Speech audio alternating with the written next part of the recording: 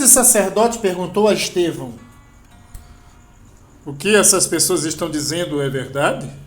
Estevão respondeu: irmãos e pais, escutem. O glorioso Deus apareceu ao nosso antepassado Abraão, quando este morava na região da Mesopotâmia, antes de morar na cidade de Harã. E Deus lhes disse: saia da tua terra e do meio dos teus parentes e vá para uma terra que eu lhe mostrarei. Então ele saiu da Caldeia e foi morar em Harã. Depois que o pai dele morreu, Deus trouxe Abraão para esta terra onde vocês agora estão morando. Ele não deu a Abraão nem mesmo um palmo desta terra, mas prometeu que ia lhe dar toda esta terra e que depois ela seria dos seus descendentes. Quando Deus fez essa promessa, Abraão ainda não tinha filhos. Ele disse a Abraão: os seus descendentes vão viver como estrangeiros em outra terra. Ali eles serão escravos e serão maltratados durante 400 anos. E Deus disse ainda: eu castigarei a nação que os escravizar. Depois disso eles voltarão daquela terra e me adorarão neste lugar. Deus deu a Abraão a cerimônia da circuncisão como prova da aliança que fez com ele. Por isso Abraão circuncidou seu filho Isaque uma semana depois do seu nascimento. Isaque circuncidou seu filho Jacó. E Jacó fez o mesmo com os seus 12 filhos, os patriarcas. Estevão continuou: os irmãos de José tinham inveja dele e o venderam para ser escravo no Egito. Mas Deus estava com ele e o livrou de todas as suas aflições. Quando José apareceu diante de Faraó, rei do Egito, Deus lhe deu sabedoria e modos agradáveis. E Faraó o nomeou governador do Egito e do palácio do rei. Depois houve falta de alimentos e muito sofrimento no Egito e em Canaã, e os nossos antepassados não tinham mais o que comer. Mais tarde, Jacó ouviu dizer que no Egito havia trigo, e mandou pela primeira vez os nossos antepassados até lá. Na segunda vez, José contou aos seus irmãos quem ele era, e Faraó ficou sabendo da família de José. Então José mandou buscar o seu pai Jacó e todos os seus parentes, a fim de irem para o Egito. Eram 65 pessoas ao todo. Jacó foi para o Egito, e ali ele e os nossos antepassados ficaram morando até o dia da morte deles.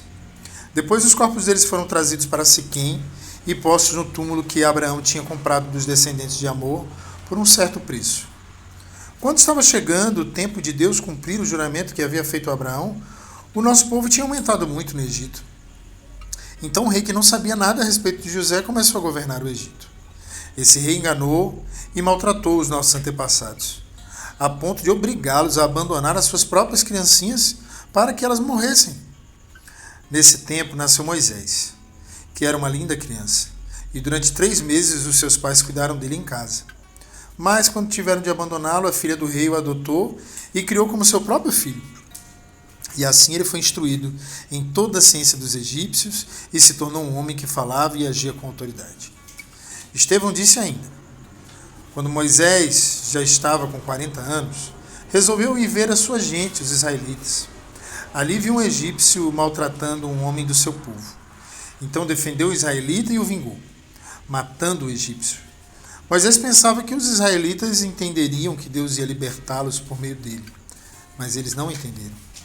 No dia seguinte, Moisés viu 2 israelitas brigando, e tentando apartar a briga, disse: homens, escutem, vocês são irmãos, por que estão brigando?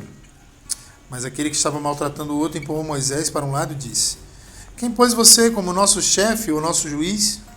Você está querendo me matar como matou o egípcio ontem? Quando Moisés ouviu isso, fugiu do Egito e foi morar na terra de Midian. E ali nasceram 2 filhos dele. 40 anos mais tarde, quando Moisés estava no deserto, perto do Monte Sinai, um anjo apareceu a ele no meio do fogo de um espinheiro que estava queimando. Moisés ficou admirado com o que estava vendo e chegou perto para ver melhor. Então ouviu a voz do Senhor que disse: eu sou o Deus dos seus antepassados, o Deus de Abraão, de Isaque e de Jacó. Moisés tremia de medo e não tinha coragem de olhar. Então o Senhor disse: tire as sandálias, pois o lugar onde você está é um lugar sagrado. Eu tenho visto como o meu povo está sendo maltratado no Egito. Tenho ouvido os gemidos deles e desci para libertá-los. Agora vou mandar você para o Egito. E Estevão continuou: esse mesmo Moisés foi rejeitado pelo povo de Israel. Eles lhes perguntaram: quem pôs você como nosso chefe, o nosso juiz? Deus enviou esse Moisés como líder e libertador, com a ajuda do anjo que apareceu no espinheiro.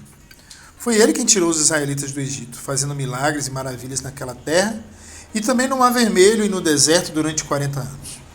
Foi esse mesmo Moisés quem disse aos israelitas: do meio de vocês Deus escolherá e enviará para vocês um profeta, assim como ele me enviou. Foi Moisés quem esteve com os israelitas reunidos no deserto. Ele esteve lá com nossos antepassados e com um anjo que falou com ele no Monte Sinai. E foi Moisés quem recebeu e nos entregou as mensagens vivas de Deus. Os nossos antepassados não quiseram obedecer a Moisés, mas o rejeitaram e queriam voltar para o Egito. Eles disseram a Arão: faça para nós deuses que irão à nossa frente. Não sabemos o que aconteceu com Moisés, aquele homem que nos tirou do Egito.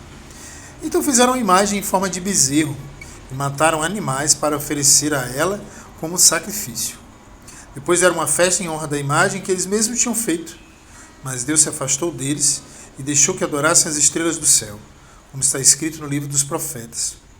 O povo de Israel, não foi para mim que vocês mataram e ofereceram animais de sacrifício durante 40 anos no deserto. Vocês carregaram a barraca do deus Moloque e também a imagem da estrela de Raifã, o deus de vocês. Esses eram ídolos que vocês tinham feito para adorar. Por isso vou mandar vocês para além da Babilônia. No deserto, nossos antepassados tinham consigo a tenda da presença de Deus. Essa tenda foi feita como Deus tinha mandado Moisés fazer, de acordo com o modelo que Deus lhe havia mostrado. Eles tinham recebido a tenda dos seus antepassados e a levaram quando foram com Josué e conquistaram as terras das nações que Deus expulsou de diante deles. A tenda ficou lá com eles até o tempo de Davi. Davi recebeu a aprovação de Deus e pediu licença para construir uma casa para o Deus de Jacó. Mas foi Salomão quem construiu a casa. Porém, o Altíssimo não mora em casas construídas por seres humanos, como disse o profeta. O céu é o meu trono, diz o Senhor, e a terra é o estrado onde descansam os meus pés. Que tipo de casa vocês poderiam construir para mim? Como conseguiriam construir um lugar onde eu pudesse morar? Por acaso não fui eu quem fez todas as coisas? E Estevão terminou dizendo: como vocês são teimosos, como são duros de coração e surdos para ouvir a mensagem de Deus. Vocês sempre têm rejeitado o Espírito Santo, como seus antepassados rejeitaram. Qual foi o profeta que os antepassados de vocês não perseguiram? Eles mataram os mensageiros de Deus, que no passado anunciaram a vinda do bom servo.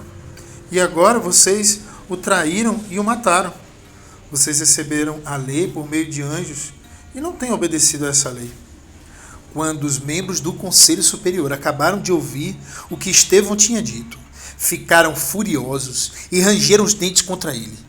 Mas Estevão, cheio do Espírito Santo, olhou firmemente para o céu e viu a glória de Deus, e viu também Jesus em pé ao lado direito de Deus, então disse: olhem, eu estou vendo o céu aberto e o Filho do Homem em pé ao lado direito de Deus. Mas eles taparam os ouvidos e, gritando bem alto, avançaram com todos juntos contra Estevão. Depois o jogaram para fora da cidade e o apedrejaram. E as testemunhas deixaram um moço, chamado Saulo, tomando conta das suas capas. Enquanto eles atiravam as pedras, Estevão chamava Jesus, dizendo: Senhor, Senhor Jesus, recebe o meu espírito.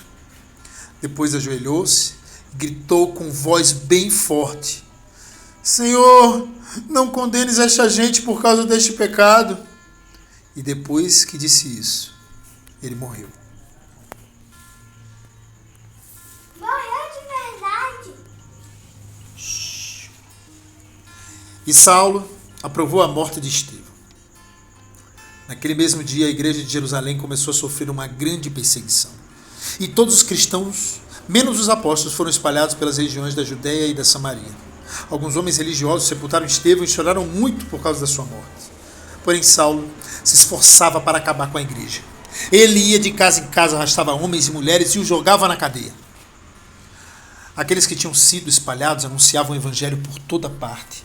Felipe foi até a capital da Samaria e anunciava Cristo às pessoas dali. E as multidões ouviam com atenção o que ele dizia. Todos o escutavam e viam os milagres que ele fazia. Os espíritos maus, gritando, saíam de muitas pessoas, e muitos coxos e paralíticos eram curados. Assim o povo daquela cidade ficou muito alegre. Morava ali um homem chamado Simão, que desde algum tempo atrás fazia feitiçaria entre os samaritanos e os havia deixado muito admirados. Ele se fazia de importante, os moradores de Samaria, desde os mais importantes até os mais humildes, escutavam com muita atenção o que ele dizia. Eles afirmavam: este homem é o poder de Deus. Ele é o grande poder. Eles davam atenção ao que Simão fazia, porque durante muito tempo ele os havia deixado assombrados com as suas feitiçarias. Mas eles acreditaram na mensagem de Filipe a respeito da boa notícia do reino de Deus e a respeito de Jesus Cristo e foram batizados, tanto homens como mulheres. O próprio Simão também creu e depois de ser batizado, acompanhava Filipe de perto, muito admirado com os grandes milagres e maravilhas que ele fazia. Os apóstolos que estavam em Jerusalém ficaram sabendo que o povo de Samaria também havia recebido a palavra de Deus e por isso mandaram Pedro e João para lá. Quando os dois chegaram, oraram para que a gente de Samaria recebesse o Espírito Santo, pois o Espírito ainda não tinha descido sobre nenhum deles. Eles apenas haviam sido batizados em nome do Senhor Jesus. Aí Pedro e João puseram as mãos sobre eles e assim eles receberam o Espírito Santo. Simão viu que quando os apóstolos punham as mãos sobre as pessoas, Deus dava a elas o Espírito Santo. Por isso ofereceu dinheiro a Pedro e a João, dizendo: quero que vocês me deem também esse poder. Assim, quando eu puser as mãos sobre alguém, essa pessoa receberá o Espírito Santo. Então Pedro respondeu: que Deus mande você o seu dinheiro para o inferno. Você pensa que pode conseguir com dinheiro o dom de Deus? Você não tem direito de tomar parte do nosso trabalho porque o seu coração não é honesto diante de Deus. Arrependa-se, deixe o seu plano perverso e peça ao Senhor que o perdoe por essa má intenção. Vejo que você está cheio de inveja amarga como fel. E vejo também que você está preso pelo pecado. Aí Simão disse a Pedro e a João: por favor, peça ao Senhor por mim para que não aconteça comigo nada do que vocês disseram. Depois de terem dado o seu testemunho, de terem pregado a palavra do Senhor, Pedro e João voltaram para Jerusalém. No caminho eles espalhavam o evangelho em muitos povoados de Samaria. Um anjo do Senhor disse a Filipe: apronte-se e vá para o sul, pelo caminho que vai de Jerusalém até a cidade de Gaza. Pouca gente passava por aquele caminho. Filipe se aprontou e foi. No caminho ele viu um eunuco da Etiópia que estava voltando para o seu país. Esse homem era alto funcionário, tesoureiro e administrador das finanças da rainha da Etiópia. Ele tinha ido a Jerusalém para adorar a Deus. Na volta, sentado na sua carruagem, ele estava lendo o livro do profeta Isaías. Então o Espírito Santo disse a Filipe: chegue perto dessa carruagem e acompanha. Filipe correu para perto da carruagem e ouviu o funcionário lendo o livro do profeta Isaías. Aí perguntou: o senhor entende o que está lendo? Como posso entender se ninguém me explica? Respondeu o funcionário. Então convidou Filipe para subir e sentar-se com ele na carruagem. A parte das escrituras sagradas que o funcionário estava lendo era esta: ele era como um cordeiro que é levado para ser morto. Era como uma ovelha que fica muda quando cortam a sua lã. Ele não disse nada, foi humilhado e foram injustos com ele. Ninguém poderá falar a respeito de descendentes dele, já que a sua vida na terra chegou ao fim. O funcionário perguntou a Filipe: por favor, me explique uma coisa. De quem é que o profeta está falando isso? É dele mesmo ou de outro? Então, começando com aquela parte das escrituras, Filipe anunciou ao funcionário a boa notícia a respeito de Jesus. Enquanto estavam viajando, chegaram a um lugar onde havia água. Então o funcionário disse: veja, aqui tem água. Será que eu não posso ser batizado? Felipe respondeu: se o senhor crê de todo o coração, é claro que pode. E o funcionário disse: sim, eu creio que Jesus Cristo é o Filho de Deus. Ele mandou parar a carruagem, os dois entraram na água e Felipe o batizou ali. Quando eles estavam saindo da água, o Espírito Santo levou Felipe embora. O funcionário não viu mais Felipe, porém continuou a sua viagem cheio de alegria. De repente, Felipe se encontrou na cidade de Azoto e seguiu viagem anunciando o evangelho por todas as cidades até chegar a Cesareia. Enquanto isso, Saulo não parava de ameaçar de morte os seguidores do Senhor Jesus. Ele foi falar com um grande sacerdote e pediu cartas de apresentação para as sinagogas da cidade de Damasco. Com estes documentos, Saulo poderia prender e levar para Jerusalém os seguidores do caminho do Senhor que moravam ali, tanto os homens como as mulheres. Mas na estrada de Damasco, quando Saulo já estava perto daquela cidade, de repente, uma luz que vinha do céu brilhou em volta dele. Ele caiu no chão e ouviu uma voz que dizia: Saulo, Saulo, por que me persegue? Quem é o Senhor? Perguntou ele. A voz respondeu: Eu sou Jesus, aquele que você persegue. Mas levante-se, entre na cidade. Ali dirão a você o que deve fazer. Os homens que estavam viajando com Saulo ficaram parados sem poder dizer nada. Eles ouviram a voz, mas não viram ninguém. Saulo se levantou do chão e abriu os olhos, mas não podia ver nada. Então eles o pegaram pela mão e o levaram para Damasco. Ele ficou 3 dias sem poder ver e durante esses dias não comeu nem bebeu nada.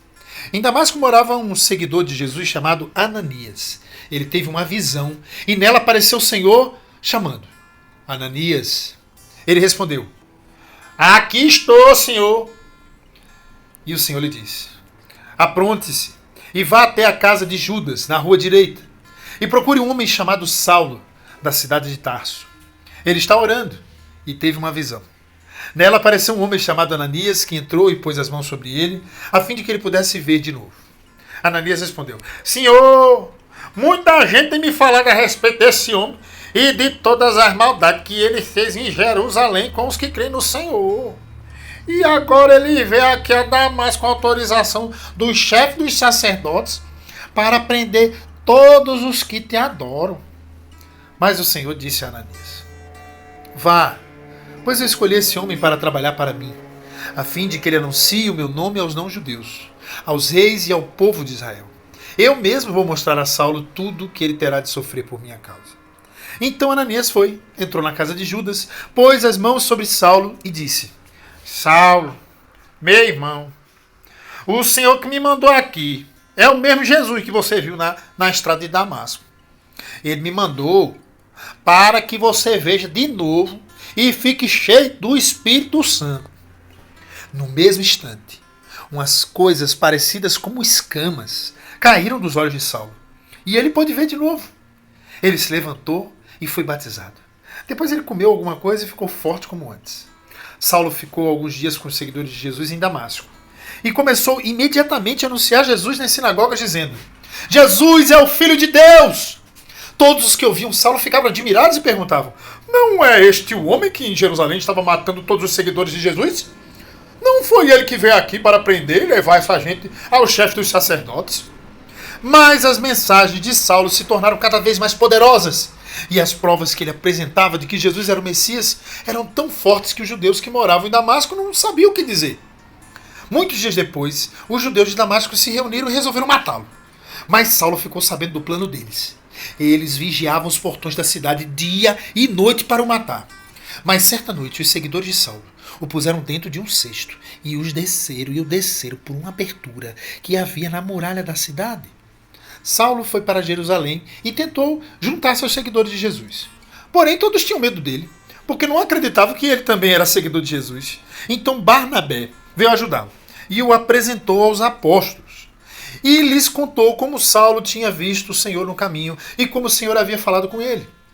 Barnabé também contou como em Damasco Saulo, pelo poder do nome de Jesus, havia anunciado corajosamente o Evangelho. Depois disso, Saulo ficou com eles, andando por toda parte em Jerusalém, e pelo poder do nome do Senhor, ele anunciava corajosamente o Evangelho. Ele também conversava e discutia com os judeus que tinham sido criados fora da terra de Israel, mas eles procuravam um jeito de matá-lo. Quando os irmãos souberam disso, levaram Saulo até a cidade de Cesareia e depois o mandaram para a cidade de Tarso. Em toda a região da Judéia, Galiléia e Samaria, a igreja estava em paz. Ela ficava cada vez mais forte, crescia em número de pessoas com a ajuda do Espírito Santo e mostrava grande respeito pelo Senhor Jesus. Pedro viajava por toda parte. Um dia foi visitar o povo de Deus que morava na cidade de Lida. Encontrou ali um homem chamado Enéas, que era paralítico e fazia 8 anos que não saía da cama. Pedro lhe disse: Enéas, Jesus Cristo já curou você. Levante-se e arrume a sua cama. Na mesma hora, Enéas se levantou. Então todos os moradores da cidade de Lida e da região de Saron viram isso e se converteram ao Senhor. Na cidade de Jope havia uma seguidora de Jesus chamada Tábita. Este nome em grego é Dorcas. Ela usava todo o seu tempo fazendo bem e ajudando os pobres. Naqueles dias, Dorcas ficou doente e morreu. Lavaram o corpo dela e depois o puseram num quarto do andar de cima. Jope ficava perto de Lida. Quando os seguidores de Jesus em Jope souberam que Pedro estava em Lida, enviaram 2 homens para levar-lhe o seguinte recado: por favor, venha depressa até Jope. Então Pedro se aprontou e foi com eles. Quando chegou lá, eles o levaram para o quarto de cima. Todas as viúvas ficaram em volta dele, chorando e mostrando os vestidos e as outras roupas que Dorcas havia feito quando ainda viva. Então Pedro mandou que todos saíssem do quarto e em seguida se ajoelhou e orou. Depois virou-se para o corpo de Dorcas e disse: Tabita, levante-se. Ela abriu os olhos e quando viu Pedro, sentou-se. Pedro pegou-a pela mão e ajudou-a a ficar de pé. Em seguida, chamou toda a gente da igreja, inclusive as viúvas, e a entregou a eles viva. As notícias a respeito disso se espalharam por toda a cidade de Jope, e muitos creram no Senhor, e Pedro ficou lá muitos dias na casa de um curtidor de couros chamado Simão.